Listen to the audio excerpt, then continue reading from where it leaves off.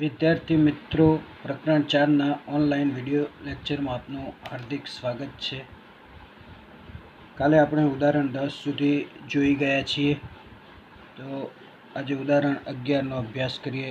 તો ઉદાહરણ 11ની રકમ આ મુજબ છે. તો ઉદાહરણ 11ની રકમ પાસે વીંટાળેલા 100 અટાવાળું 10 સેન્ટીમીટર ત્રિજ્યાનું એક વર્તુળાકાર ગૂંચળું 3.2 એમ્પિયર વિદ્યુત પ્રવાહ ધરાવે છે.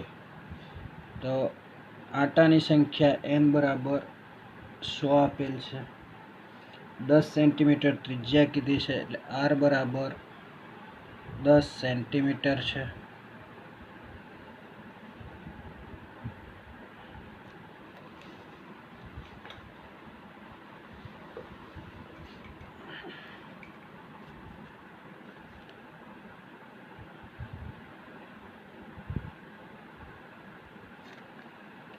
તેના મીટર ફેરવો તો 10 × 10⁻² મીટર એટલે 0.1 મીટર. પ્રવાહ I આપેલો છે 3.2 એમ્પિયર. પ્રથમ પ્રશ્નની અંદર ગૂંચળાના કેન્દ્રમાં કેટલું ચુંબકીય ક્ષેત્ર હશે? એટલે પ્રથમ પ્રશ્નની અંદર ચુંબકીય ક્ષેત્ર શોધવાનું કીધેલું છે. બીજા પ્રશ્નની અંદર ગૂંચળાની ચુંબકીય ચાક માત્રા કેટલી હશે? એટલે ચુંબકીય ચાક માત્રાને m વડે દર્શાવીએ છીએ. મેગ્નેટિક ડાયપોલ મોમેન્ટ કહેવાય. તો ચુંબકીય ચાક માત્રા m શોધવાની છે. ગૂંચળાને શિરોલંબ સમતલમાં એવી રીતે રાખેલું છે કે જેથી તેના વ્યાસ સાથે એક રેખસ્થ એવી સમક્ષિતિજ અક્ષ પર મુક્ત રીતે ભ્રમણ કરી શકે. 2 ટેસ્લા જેટલું નિયમિત ચુંબકીય ક્ષેત્ર એવી રીતે પ્રવર્તે છે કે જેથી શરૂઆતમાં ગૂંચળાની અક્ષ આ ક્ષેત્રની દિશામાં હોય. ચુંબકીય ક્ષેત્રની અસર હેઠળ આ ગૂંચળું 90 ડિગ્રી કોણ જેટલું ભ્રમણ કરે છે. એટલે b બરાબર 2 ટેસ્લા આપેલ છે. ત્રીજા પ્રશ્નની અંદર તમને એવું કહે છે ગૂંચળાની પ્રારંભિક અને અંતિમ સ્થિતિઓમાં તેના પર લાગતા ટોર્કના મૂલ્યો કેટલા હશે? પ્રારંભિક સ્થિતિ એટલે થીટા 0 ડિગ્રી હોય ત્યારે ટોર્ક τ1 શોધવાનું છે. અને અંતિમ સ્થિતિ એટલે 90 ડિગ્રી જેટલું ભ્રમણ કરાવવાનું છે, એટલે અંતિમ સ્થિતિ 90 ડિગ્રીએ તમને મળશે. એટલે ટોર્ક τ2 શોધીશું અને એના પરથી પરિણામી ટોર્ક પણ શોધીશું. જ્યારે ગૂંચળું 90 ડિગ્રી કોણ પાસે પહોંચે ત્યારે તેણે કેટલી કોણીય ઝડપ પ્રાપ્ત કરી હશે? એટલે કોણીય ઝડપ ઓમેગા શોધવાની છે. અને ગૂંચળાની જડત્વની ચાક માત્રા 11મા ધોરણની અંદર આપણે જડત્વ ચાક માત્રા ભણી ગયા. I વડે દર્શાવીએ છીએ. એટલે અહીંયા આપણે પ્રવાહ અને ચાક માત્રા બંને આવે છે, એટલે Im કહીએ. જડત્વની ચાક માત્રા Im 0.1 kg/મીટર² જેટલી આપેલ છે.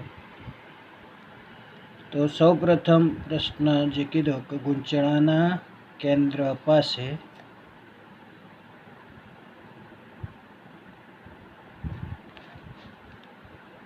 ચુંબકીય ક્ષેત્ર. તો ગૂંચળાના કેન્દ્ર પાસે ચુંબકીય ક્ષેત્ર B બરાબર μ0Ni/2r થશે.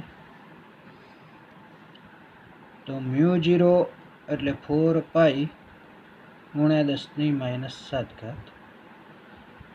n એટલે 100. I 3.2 અને r એટલે 2 × r એટલે 0.1. એટલે પાઈની કિંમત મૂકો તો 4 × 3.14 × 100 × 3.2 × 10⁻⁷ છેદમાં 0.2 થશે.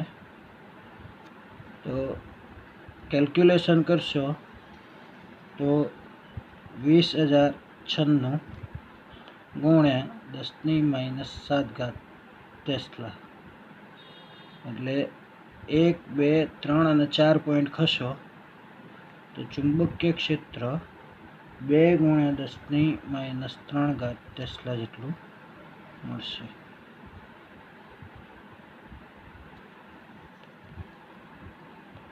બરાબર. તો પહેલો પ્રશ્ન અહીંયા પૂરો થાય છે. બીજા પ્રશ્નની અંદર ચુંબકીય ડાયપોલ મોમેન્ટ શોધવાની છે એમ. તો એમ બરાબર NIA થાય. n આંટાવાળું ગૂંચળું હોય તો, એક આંટાવાળું ગૂંચળું હોય તો એમ બરાબર IA કહેવાય. બરાબર. તો NI એટલે πr² થશે. તો આની અંદર આપણે કિંમતો મૂકીશું. તો n નું મૂલ્ય 100, I નું મૂલ્ય 3.2, પાઈ 3.14 અને r આપણી જોડે છે 0.1 એટલે 10.048 અને એકમ શું થશે? તો પ્રવાહનો એકમ એમ્પિયર, ક્ષેત્રફળનો એકમ મીટર સ્ક્વેર એટલે એમ્પિયર ઇન્ટુ મીટર સ્ક્વેર, એટલે આપણે લગભગ 10 એમ્પિયર ઇન્ટુ મીટર સ્ક્વેર લઈશું. તો એમનું મૂલ્ય મળી ગયું. ત્રીજા પ્રશ્નમાં એવું કીધું છે કે ગૂંચળા પર લાગતું પ્રારંભિક અને અંતિમ ટોર્ક શોધવાનું છે. આ સૂત્ર યાદ રાખવા માટે મનિયા યાદ રાખવું.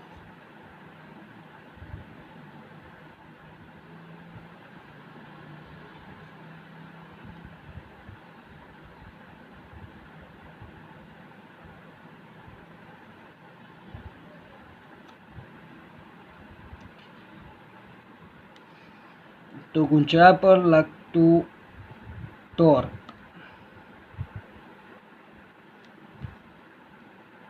ટો બરાબર MB sin θ. આમ તો આ સૂત્ર આવું છે, ટો બરાબર M ક્રોસ B થાય, પરંતુ મૂલ્ય સ્વરૂપ લો તો M cross B, A cross B હોય તો AB sin θ કહી શકાય, તો M ક્રોસ B હોય તો MB sin θ લખી શકાય. સૂત્ર યાદ રાખવા મુંબઈ શહેર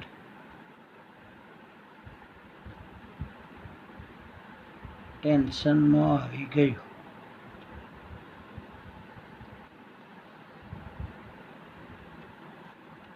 એટલે MB sin θ. તો પ્રારંભિક ટોર્ક શોધવું હોય તો ટો 1 બરાબર MB sin 0 થશે. કારણ કે થીટા કેવું લેવાનું છે, અહીંયા લખવું એટલે લખવાનું પ્રારંભિક ટોર્ક. તો ટો 1 બરાબર MB sin 0. sin 0 એટલે 0 થાય, એટલે ટો 1 કેટલું મળશે? 0.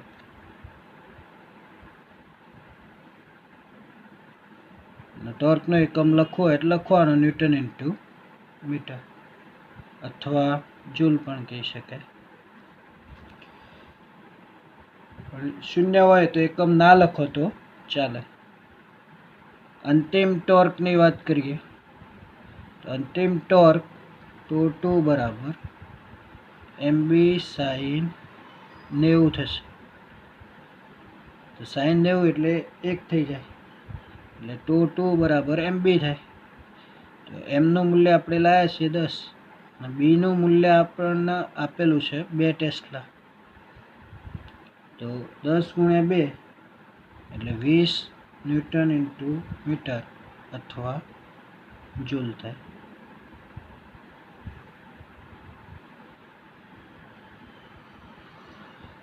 તો પરિણામી ટોર્ક મેળવવું હોય તો ટો ઇઝ ઇક્વલ ટુ ટો 2 - ટો 1 થાય.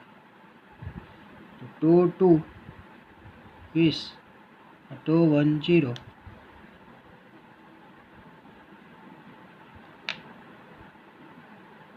એટલે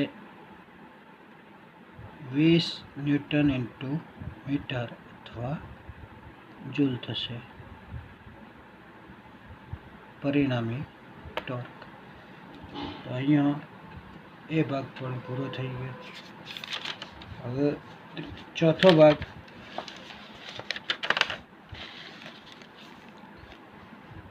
તો ચોથા ભાગ માટે સૂત્ર મેળવવાનું છે. પહેલાં બુકની અંદર આપ્યું છે એટલે આપણે મેળવીએ છીએ, બાકી જરૂરિયાત નથી. ટોર્ક ટો બરાબર આઈ આલ્ફા થાય. તો આપણે આલ્ફાને કોણીય પ્રવેગ કહીએ છીએ. તો આલ્ફા કોણીય પ્રવેગ 11મા ધોરણની અંદર ચાક ગતિવાળા પાઠની અંદર ભણી ગયા છીએ. ડી ઓમેગા બાય ડીટી થાય. તો આ ટો બરાબર I d omega by d t, સમીકરણ 1. અને હમણાં જ આપણે ટોર્કનું સૂત્ર જોઈ ગયા. ટોર્ક ટો બરાબર એમબી સાઇન થીટા. તો 1 અને 2 સરખાવ તો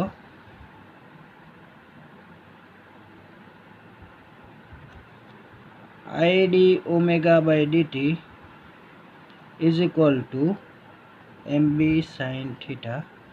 આ સમીકરણ આપણે 3 નંબર આપી દઈએ. પરંતુ ડી ઓમેગા બાય ડીટી તો d omega upon d theta અને ડી થીટા અપોન ડીટી આવું લખી શકાય. એટલે અંશ અને છેદમાં આપણે શું કર્યું છે? ડી થીટા વડે ગુણ્યા છે. બરાબર. તો d omega by d theta અને ડી થીટા બાય ડીટી એટલે કોણીય સ્થાનાંતરનું સમયની સાપેક્ષે વિકલન કહેવાય. કોણીય સ્થાનાંતરનું સમયની સાપેક્ષે વિકલનને કોણીય વેગ ઓમેગા કહી શકાય. એટલે એની જગ્યાએ આપણે ઓમેગા. તો આ જે કિંમત લાયા ડી ઓમેગા બાય ડીટીની, એ કિંમત સમીકરણ 3માં મૂકતા સમીકરણ 3 પરથી તો આઈ ડી ઓમેગા બાય ડીટીની કિંમત હું મૂકું તો d omega upon theta into omega બરાબર એમબી સાઇન થીટા થશે. એટલે I omega d omega is equal to MB sine theta d theta. આ ડી થીટાના બરાબરની જમણી બાજુ લઈ ગયા. બરાબર. તો બંને બાજુ સંકલન લેતો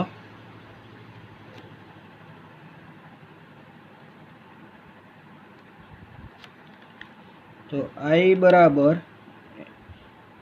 સંકલન, આઈ અચળ છે એટલે આઈ ઇન્ટિગ્રેશન 0 થી omega omega d omega is equal to MB integration 0 થી pi by 2 sine theta d theta.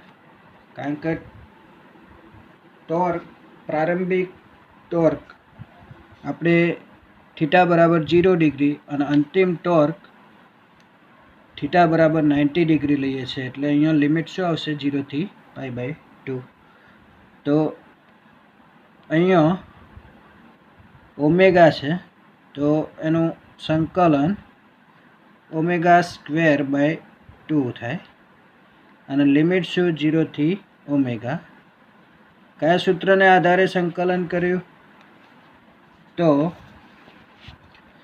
એ સૂત્ર હું અહીંયા લખું છું સંકલન માટેનું. એક્સ રેસ ટુ એન હોય તો એનું સંકલન આપણે x raise to n plus 1 upon n plus 1 મુજબ સંકલન કર્યું.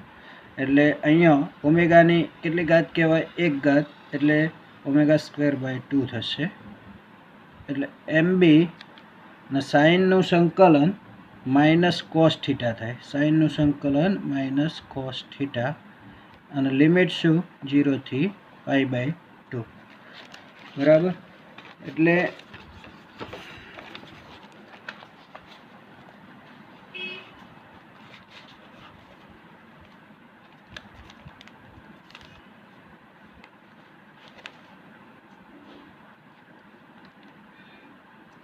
લિમિટ મૂકશો તો ઓમેગાની જગ્યાએ ઓમેગા મૂકો એટલે I(ω²/2) અને 0 મૂકો એટલે તો 0 જ થાય, એટલે લખવાની જરૂર રહેતી નથી. MB માઇનસ કોસ π/2 અને માઇનસ માઇનસ શું થશે? પ્લસ, કારણ કે અહીંયા સૂત્ર જે સંકલન કર્યું છે એનું માઇનસ છે, અને લિમિટ મૂકો એટલે વચ્ચે માઇનસ આવે એટલે માઇનસ માઇનસ શું થશે? પ્લસ, એટલે કોસ 0. તો I(ω²/2) is equal two MB, અને કોસ π/2 નું મૂલ્ય શું થાય? 0, અને કોસ 0 એટલે 1 થાય, એટલે I(ω²/2) is equal two MB મળશે.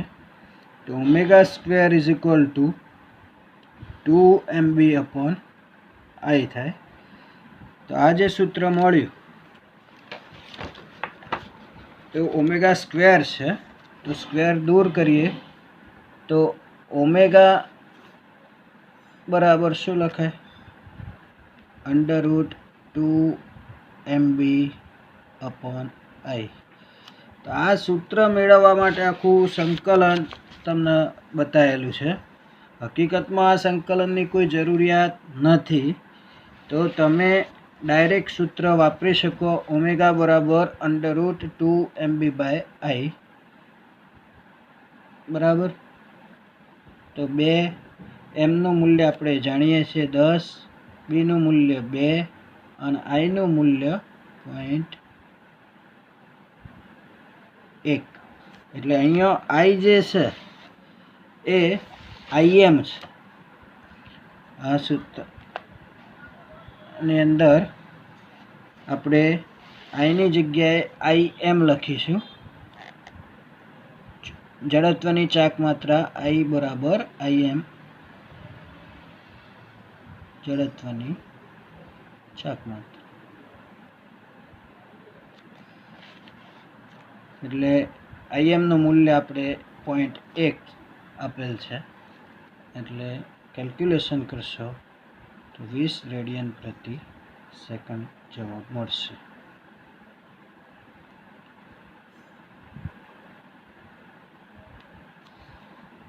અહીંયા દાખલો સંપૂર્ણ પૂરો થાય છે. ત્યારબાદ ઉદાહરણનો 13 નંબરનો દાખલો આપણે જોઈએ. આપેલ પરિપથનો આકૃતિ અનુસાર વિદ્યુત પ્રવાહ માપવાનો છે. જો દર્શાવેલ એમીટર RG બરાબર 60 ઓહ્મ અવરોધનું ગેલ્વેનોમીટર હોય, અને RG નહીં લખો ને G લખશો તો પણ ચાલે, તે એમાં દર્શાવ્યા મુજબનું ગેલ્વેનોમીટર હોય, પરંતુ શંટનો અવરોધ RS બરાબર 0.02 ઓહ્મ વડે એમીટરમાં રૂપાંતર કરેલું હોય. તો શૂન્ય અવરોધવાળું આદર્શ એમીટર હોય તો વિદ્યુત પ્રવાહનું મૂલ્ય કેટલું હશે? એટલે ગેલ્વેનોમીટરનો અવરોધ આપણને આપેલો છે. G બરાબર RG ની જગ્યાએ આપણે G લઈએ છીએ 60 ઓહ્મ. શંટનો અવરોધ, તો શંટના અવરોધને આપણે S કહીશું, એની અંદર RS કીધેલો છે પણ આપણે S કહીશું, 0.02 ઓહ્મ. તો પ્રવાહ શોધવાનો છે. તો 3 સ્થિતિમાં પ્રવાહ શોધવાનો છે. એટલે પહેલી સ્થિતિમાં આપણે I1 કહીશું, બીજી સ્થિતિમાં I2 અને ત્રીજી સ્થિતિમાં I3. પરિપથ આપણને આ રીતે આપેલ છે. અહીંયા 3 ઓહ્મનો અવરોધ છે, એની સાથે બેટરી જોડેલ છે.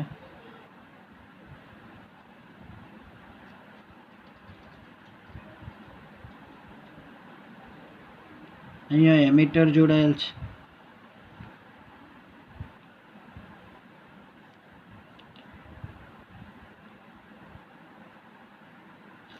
તો અહીંયાથી I જેટલો પ્રવાહ પસાર થાય.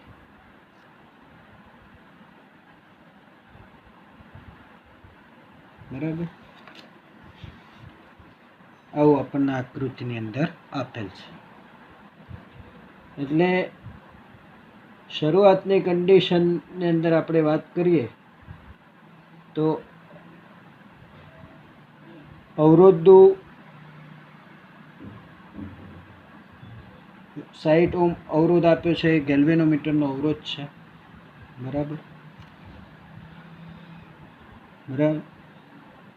એટલે આ પરિસ્થિતિની અંદર આપણે પ્રવાહ શોધવો હોય તો I1 બરાબર V upon G plus R થાય. જો R આપણને પરિપથની અંદર આપેલો છે 3 ઓહ્મ. બરાબર, એટલે આ કયા સૂત્રના આધારે આપણે લીધું તો V બરાબર IR ઓહ્મના નિયમનું સ્વરૂપને આધારે. પણ પરિપથનો સમતુલ્ય અવરોધ આપણે લેવો પડે, એટલે અહીંયા ગેલ્વેનોમીટરનો અવરોધ G અને આ જે પરિપથની અંદર 3 ઓહ્મનો અવરોધ આપેલ છે એ બંને કેવા થશે? શ્રેણીમાં થાય. અને જો શ્રેણીમાં થાય તો એ અવરોધોનો શું થાય? સરવાળો. એટલે G પ્લસ R લીધેલ છે. V આપણને આપેલ છે 3 વોલ્ટ. આકૃતિની અંદર Vનું મૂલ્ય આપેલ છે 3 વોલ્ટ. તો 3/60 વત્તા 3 થશે, એટલે 3/63. કેલ્ક્યુલેશન કરશો તો તમને જવાબ 0.048 એમ્પિયર જેટલો મળશે. I1. હવે એમીટરનો અવરોધ આપણે શોધવો છે.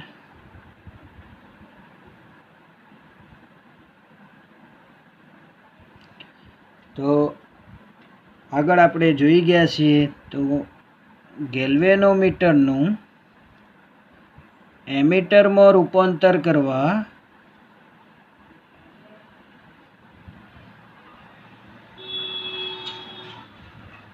ગેલ્વેનોમીટરને સમાંતર શું જોડવું પડે?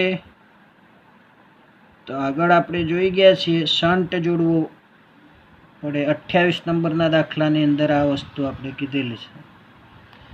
27 નંબરમાં વોલ્ટમીટરમાં રૂપાંતર કરવા ગેલ્વેનોમીટરના શ્રેણીમાં ગુરુ અવરોધ જોડવો પડે.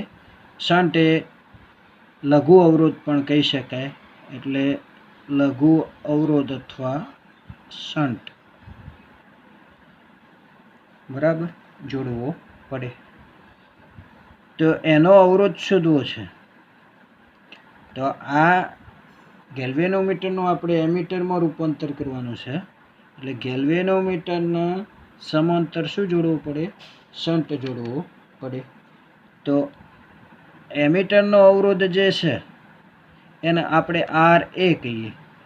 હવે G ગેલ્વેનોમીટરનો અવરોધ કેટલો? G, અને શન્ટનો અવરોધ S થાય, એટલે G અને Sનું સમાંતર જોડાણ થયું. બરાબર, તો બે અવરોધોનું સમાંતર જોડાણનું સૂત્ર આપણે લખીએ તો GS/G પ્લસ S. પ્રકરણ નંબર 3ની અંદર આપણે બે અવરોધોનું સમાંતર જોડાણ હોય તો R બરાબર લખતા હતા R1/R2 પ્લસ R2, આવું સૂત્ર લખતા.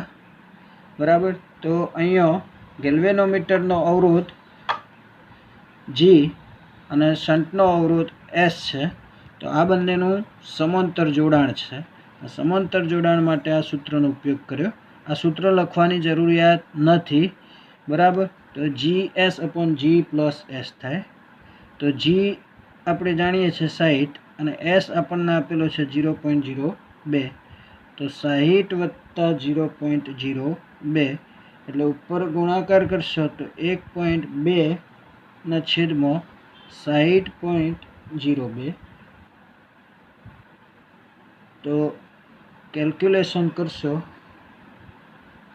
તો 0.02 એમ્પિયર ઓમ અવરોધ મળશે. કેટલો? 0.02 ઓમ અથવા ઓમેગા અવરોધ મળ્યો. આ કોનો અવરોધ મળ્યો? એમીટરનો અવરોધ. તો પરિપથનો કુલ અવરોધ આપણે લખીએ. પરિપથનો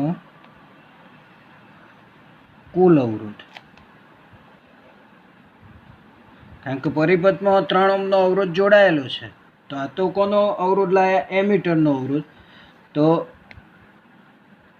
એને આપણે આર ડેશ બરાબર આર એ વત્તા આર થાય. કારણ કે તમે આકૃતિમાં જોઈ શકો છો, આ એમીટર છે બરાબર, અને આ 3 ઓહ્મનો અવરોધ. તો આ બંનેનું કેવું જોડાણ થશે?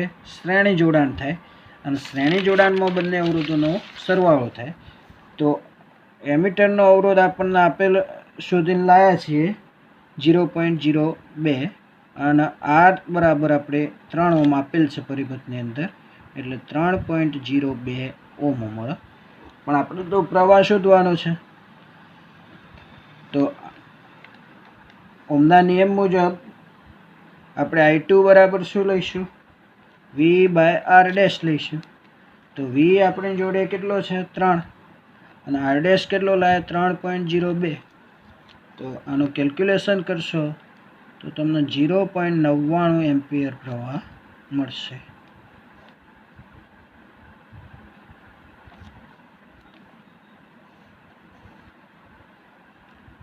ત્રીજી સ્થિતિની અંદર આપણને વાત કરી છે કે આદર્શ એમીટરનો શૂન્ય અવરોધવાળું આદર્શ એમીટર હોય તો વિદ્યુત પ્રવાહનું મૂલ્ય કેટલું છે?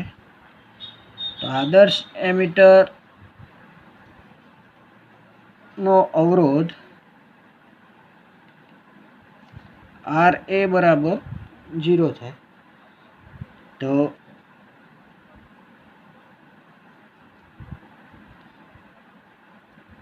પરિપથનો કુલ અવરોધ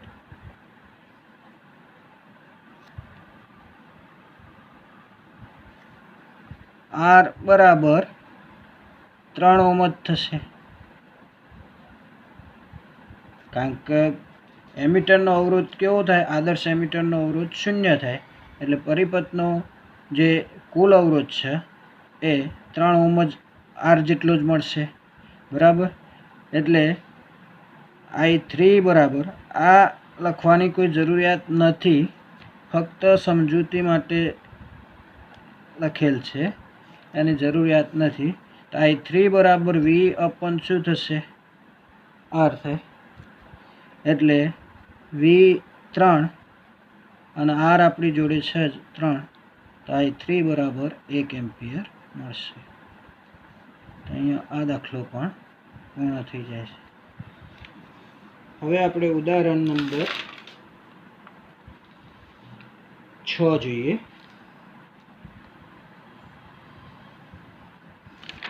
ઉદાહરણ 6માં કહે છે કે આકૃતિમાં દર્શાવ્યા મુજબ 12 એમ્પિયર વિદ્યુત પ્રવાહ ધારિત સીધા તારને 2 સેન્ટીમીટર ત્રિજ્યાના અર્ધવર્તુળાકાર ચાપમાં વાળે છે. ધારો કે આ ચાપના કેન્દ્ર પર ચુંબકીય ક્ષેત્ર B છે. સીધા વિભાગો વડે ઉદ્ભવતું ચુંબકીય ક્ષેત્ર કેટલું હશે? અર્ધવર્તુળાકાર ચાપને કારણે મળતા ચુંબકીય ક્ષેત્ર કરતો વર્તુળાકાર ગાળા વડે મળતું ચુંબકીય ક્ષેત્ર કઈ રીતે જુદું પડે છે અને કઈ રીતે તેને મળતું આવે છે? ત્રીજા પ્રશ્નની અંદર કીધું છે આકૃતિમાં દર્શાવ્યા મુજબ આ તારને તેટલી જ ત્રિજ્યાના પરંતુ વિરુદ્ધ દિશામાં અર્ધવર્તુળાકાર ચાપમાં વાળવામાં આવે તો તમારો જવાબ જુદો હશે. આવો પ્રશ્ન કરેલો છે. તો ઉદાહરણ 6 માટે આપણે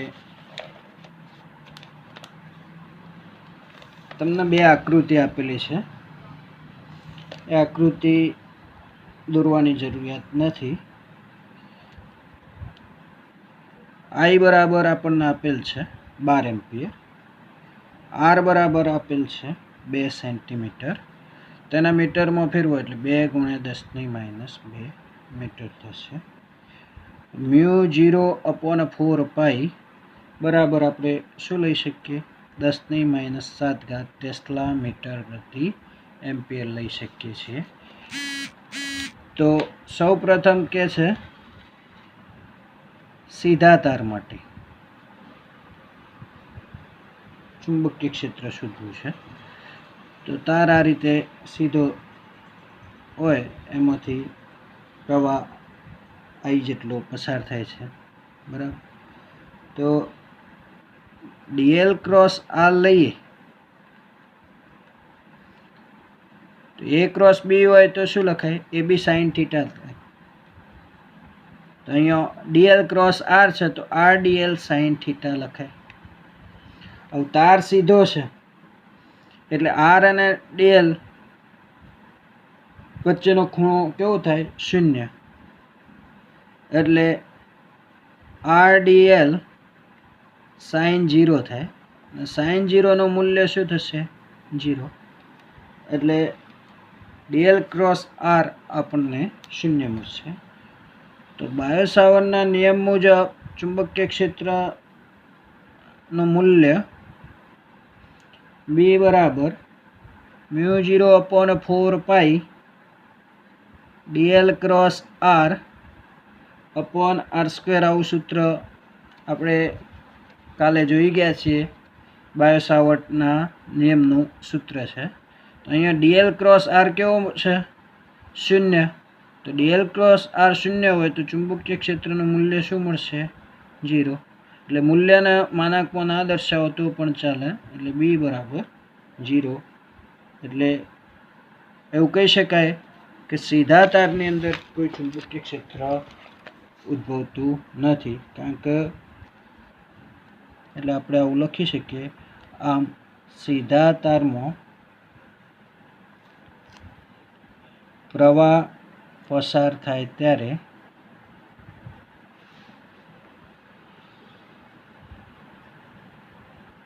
ચુંબકીય ક્ષેત્ર ઉદ્ભવતું નથી. એટલે B બરાબર 0 મળે છે. હવે બીજા પ્રશ્નની અંદર અર્ધવર્તુળાકાર ચાપને કારણે વાત કરીએ. અર્ધવર્તુળાકાર ચાપને કારણે મળતું ચુંબકીય ક્ષેત્ર. તો એનું મૂલ્ય B બરાબર μ0 Iθ/4πr થાય. તો કે છે અહીંયા આ સૂત્ર કઈ રીતે લખ્યું? તો અર્ધવર્તુળાકાર ચાપમાં વાળવામાં આવે, બરાબર, એ વખતે મળતું ચુંબકીય ક્ષેત્ર μ0 Iθ/4πr. તો અર્ધવર્તુળ હોય તો ખૂણો કેટલો રચાય? θ π જેટલો. એટલે μ0 Iπ/4πr થશે. એટલે π કેન્સલ થાય, બરાબર. એટલે કિંમત મૂકો. તમે એક સેકન્ડ. μ0 Iπ/4πr છે. પણ અહીંયા μ0/4π ની કિંમત આપણે મૂકી શકીએ. તો એ ડાયરેક્ટ કિંમત મૂકીએ તો 10⁻⁷. I નું મૂલ્ય આપણે જાણીએ છીએ, 12 આપેલ છે, અને પાઈનું મૂલ્ય આપણને આપેલું છે 3.14, અને r આપણે આપેલ છે 2 × 10⁻². એટલે છેદ ઉડાડશો તો 6 × 3.14 × 10⁻5 થશે. ગુણાકાર કરશો તો તમને 18.84 × 10⁻5 ટેસ્લા ચુંબકીય ક્ષેત્ર મળશે. તો 1 પોઈન્ટ ખસો તો 1.9 × 10⁻4 ટેસ્લા ચુંબકીય ક્ષેત્રનું મૂલ્ય મળે.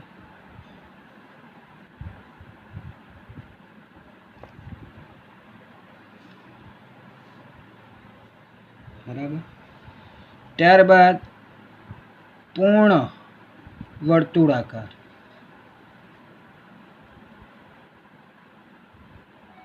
ગાળાને લીધે મળતું ચુંબકીય ક્ષેત્ર. એટલે અર્ધવર્તુળ હોય બરાબર, તો ખૂણો કેટલો રચાય? પાઈ જેટલો ખૂણો રચાય. બરાબર. એટલે અહીંયા થીટાની જગ્યાએ પાઈ લઈએ છીએ. પણ જો પૂર્ણ વર્તુળ હોય તો એ વખતે આપણે 2π લેવું પડે. એટલે μ0I θ/4πr. એટલે આ સૂત્રની અંદર μ0I θ એટલે શું લઈશું? 2π/4πr થશે. બરાબર. એટલે અહીંયા આપણે μ0/4π એટલે શું લઈશું? 10⁻7 આની કિંમત મૂકી μ0/4πની. બરાબર. તો 10⁻7 આની કિંમત આપણે જાણીએ છીએ 12. 2π એટલે પાઈની કિંમત 3.14 ભાગ્યા r એટલે 2 × 10⁻2 થશે. એટલે 2 તો કેન્સલ થઈ જશે.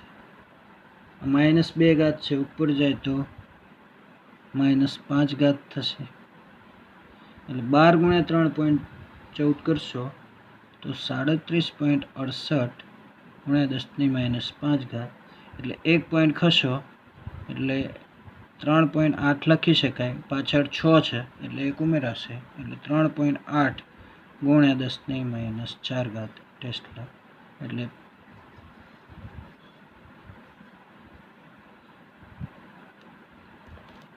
અહીંયા તમને કઈ રીતે જુદું પડે છે અને કઈ રીતે મળતું આવે છે એવો પ્રશ્ન કરેલો છે. તો આપણે એવું લખી શકીએ. આમ તમે જોઈ શકો છો, અર્ધવર્તુળાકાર માટે ચુંબકીય ક્ષેત્ર 1.9 × 10⁻4 ટેસ્લા છે, જ્યારે પૂર્ણ વર્તુળાકાર માટે 3.8 છે. એટલે ડબલ મળે છે. બરાબર. એટલે એવું કહી શકાય, આમ અર્ધવર્તુળાકાર ચાપ વડે મળતું ચુંબકીય ક્ષેત્રનું મૂલ્ય પૂર્ણ વર્તુળાકાર વડે મળતા ચુંબકીય ક્ષેત્ર કરતો અડધા મૂલ્યનું. 3.8નું અડધું કરો તો 1.9 કહી શકાય. એટલે અડધા મૂલ્યનું થાય. એટલે એ પ્રશ્ન પણ અહીંયા પૂરો થાય છે. આગળ ત્રીજો પ્રશ્ન કીધેલો છે કે વિરુદ્ધ દિશામાં અર્ધવર્તુળાકાર ચાપ વાળવામાં આવે તો તમારો જવાબ જુદો હશે. તો સી નો જવાબ. તો બીનું મૂલ્ય ચુંબકીય ક્ષેત્ર બીનું મૂલ્ય વિભાગ બી માં મળતા ચુંબકીય ક્ષેત્રના મૂલ્ય જેટલું, પરંતુ વિરુદ્ધ દિશામાં, એટલે કે પુસ્તકના પાનને લંબ રૂપે બહાર તરફ મળશે. એટલે બીજા પ્રશ્નની અંદર અહીંયા આપણે બુકની અંદર દર્શાવેલ છે ચોકડી, બરાબર. તો આ ચોકડીની વાત કાલે કરી હતી, પણ આપણે તો મૂલ્ય લાવવાનું છે એટલે જવાબની અંદર ચોકડી દર્શાવવાની જરૂરિયાત નથી. એટલે જમણા હાથના અંગૂઠાના નિયમ મુજબ ચુંબકીય ક્ષેત્ર આપણને ક્યાં મળશે? પુસ્તકના પાનને લંબ રૂપે અંદર તરફ મળે છે. એટલે બી વિભાગમાં ચુંબકીય ક્ષેત્ર આપણને કઈ દિશામાં? તો અહીંયા ખાલી સમજૂતી માટે લખું છું, કારણ કે સીમાં આપણે લખ્યું કે બહાર તરફ મળે, તો જમણા હાથના અંગૂઠાના નિયમ મુજબ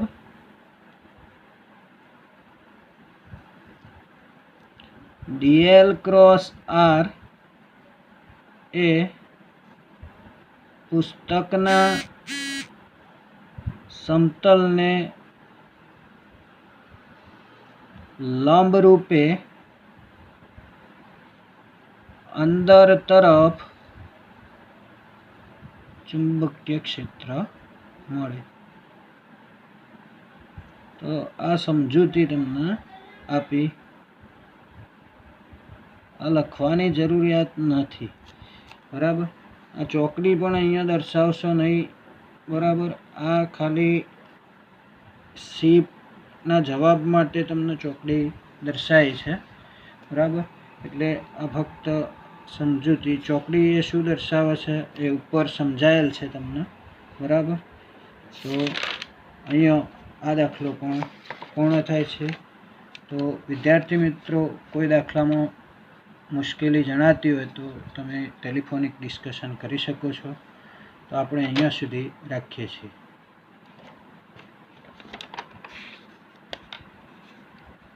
થેન્ક યુ.